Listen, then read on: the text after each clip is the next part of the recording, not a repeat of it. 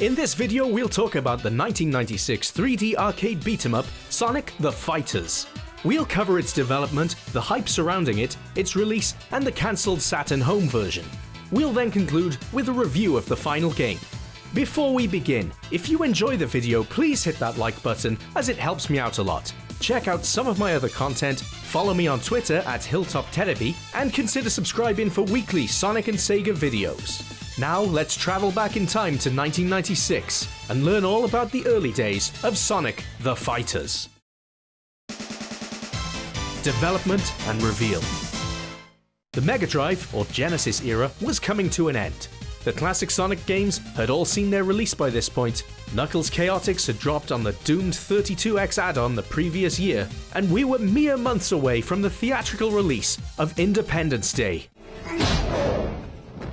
Welcome to Earth. Probably, like some of you, I was the sole Sega Saturn owner in a school full of PlayStation kids, receiving regular, light-hearted digs such as, "Your console can't even do transparencies." and they were right. It's true, it couldn't. But I loved the Saturn anyway, and I'll continue to defend the system to this day. The one thing the Saturn was badly lacking at launch though, was a new 3D Sonic game. Perhaps the first of many baffling moves by Sega that continue right to this very day. But there were always frequent rumours of multiple Sonic games being in development for the system, and it was a given that one would show up sooner or later, or so we thought at the time.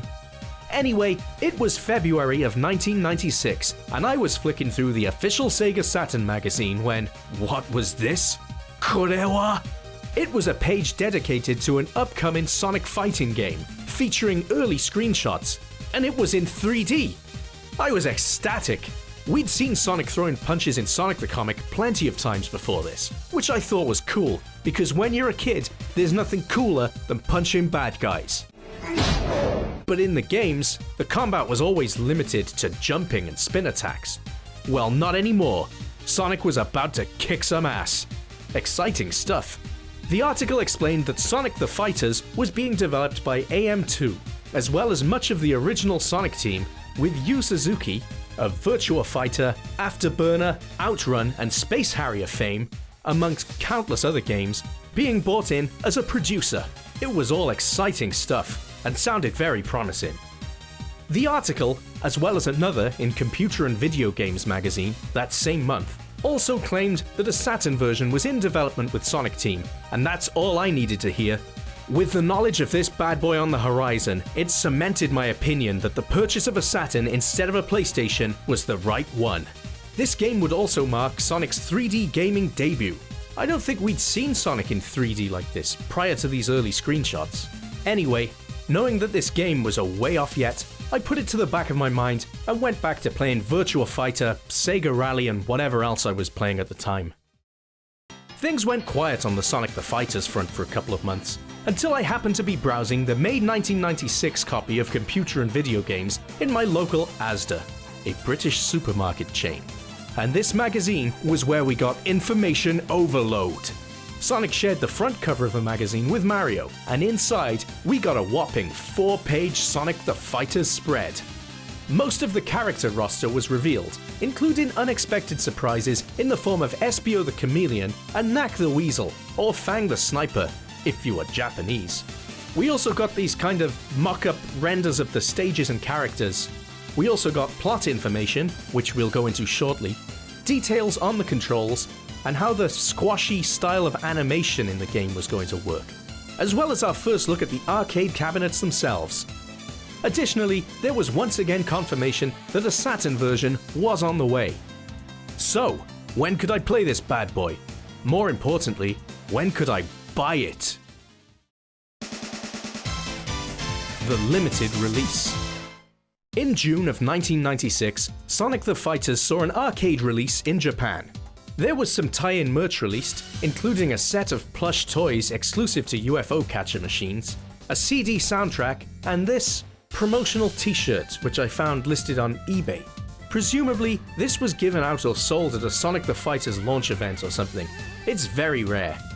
Anyway, hot on the heels of the Japan release, the following month saw the game get a limited release in the USA, renamed Sonic Championship, Apparently, later in 1996, it also received a limited release in Europe. And I say apparently because it must have been extremely fucking limited. I never saw it in any arcades at the time. And it wasn't for a lack of trying. I went all over the place looking for this thing. I knew they had one in Sega World London, but being a kid living in Wales, that was way out of range for me at the time. And asking my parents if we could take a trip to London so I could have a go on a Sonic arcade machine would have been a tough sell. So sadly, I never saw one in the flesh, so to speak. It wasn't until Thursday the 6th of February 1997, a year after I first learned of the game's existence, that I finally saw the game running, when Season 6 Episode 15 of Channel 4's Games Master featured the game in that week's challenge. It reignited my, by then dormant, hype for the game and set me off obsessing about it and wondering where the hell my Saturn version was, all over again. Unfortunately, the Saturn version was quietly cancelled around that time, and the closest we got to playing the game on that system was with the inclusion of Sonic the Fighter's characters Bark the Polar Bear and Bean the Dynamite in the awesome 1997 fighting game Fighters Mega Mix. It was a mashup of Virtua Fighter and Fightin' Vipers, with bonus characters from several other Sega properties, including some bonkers ones such as the Hornet car from Daytona, USA. Ultimately though, it wouldn't be until the 2005 release of the excellent Sonic Gems collection on GameCube that I would finally get to play it. And then, 7 years after that, the game would see a HD release on Xbox 360 and PlayStation 3. So why, given the popularity of Sega's handsome blue boy at the time, did the arcade cabinet see such a limited release, especially in the West? And why was the Saturn version cancelled? Was the game a load of shit? What were the reasons? Let's see if we can figure it out as we move on to the review. The story of Sonic the Fighters is a simple one. Eggman is threatening the planet as usual, this time with his new Death Egg 2. In response to this, Tails has built a spaceship, the Lunar Fox, so that someone can go into space and stop Eggman. The problem is, it only has one seat, and 8 keen fighters who all want to go at kicking the crap out of Eggman. Also, the ship needs 8 Chaos Emeralds to power it, so Sonic and his pals, and some villains, fight it out in a tournament, in an effort to win each other's Chaos Emeralds and the solo seat on the Lunar Fox, so they can go and stop Eggman. I love the presentation of this game. To me, these bright, expressive, low-poly models have a pretty damn stylish retro look to them. The whole thing is colourful and wacky, and looks great in crystal clear HD and 60 frames per second. The characters' stretchy arms and legs work really well in exaggerating their attacks and beatdowns, and the way these characters squash and stretch as they kick the shit out of each other makes for some great cartoony visuals. The stages themselves are nice and varied too, with a combination of zones from the games that we know, such as South Island, or Green Hill I guess, Casino Night, and Mushroom Hill, as well as original zones such as Bark the Polar Bear's Aurora Icefield or Bean the Dynamite's Dynamite Plant. My favourite visually is probably Canyon Cruise, where the characters fight atop a boat racing down some rapids. The game's roster is pretty great. We get all the characters you'd expect to see: Sonic, Tails, Knuckles, and Amy, but some unexpected ones too, in the form of Espio the Chameleon from Chaotix and Sonic Triple Trouble's Fang the Sniper, with the 2012 HD version also introducing a playable Robotnik, Metal Sonic, and Honey the Cat, the latter of which is based on, or inspired by, Honey or Candy from Fighting Vipers. The name depends, based on your region. So a nice mix of expected and unexpected characters. As a kid, Espio was the one that excited me the most. Sonic the Fighters was built in Fighting Viper's game engine, and shares the same punch, kick, block, and direction controls which are similar to that game and Virtua Fighter.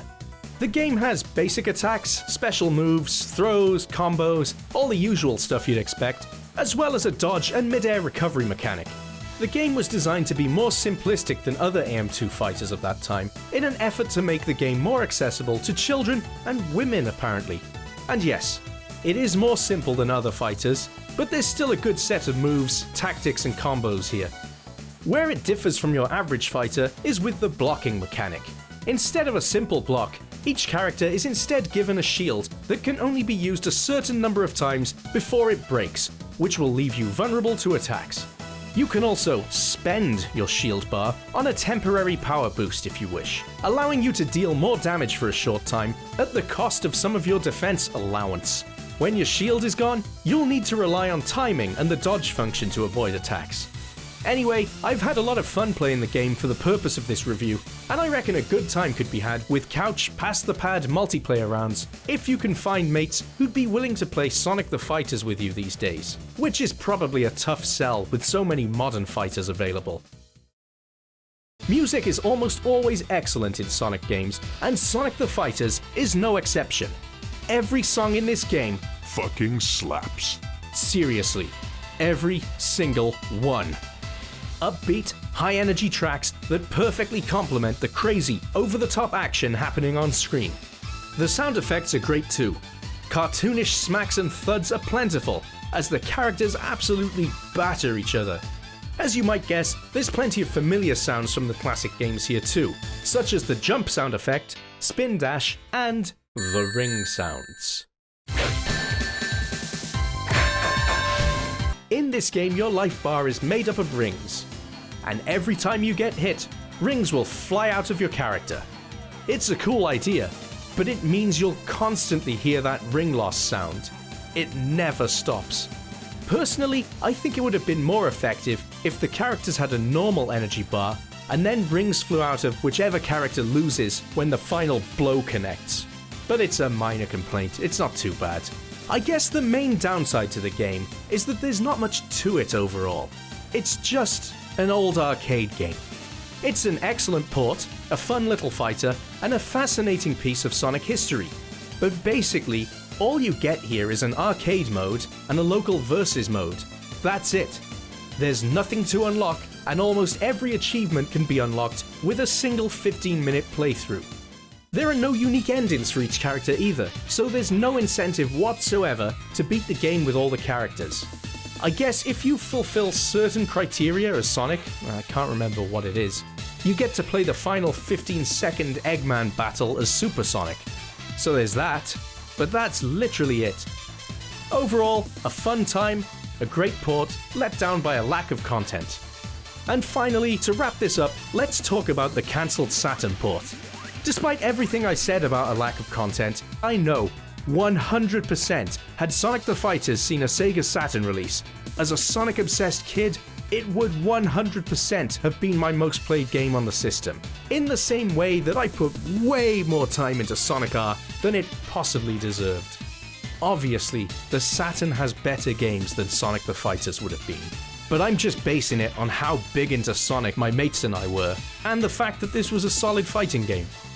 But what did you think? Have you played Sonic the Fighters? Did you like it? Did you ever find a fabled Sonic the Fighters or Sonic Championship arcade cabinet in the wild back in the day? Let me know in the comments. As always, thank you so much for watching. Gently tap that like button if you enjoyed the video.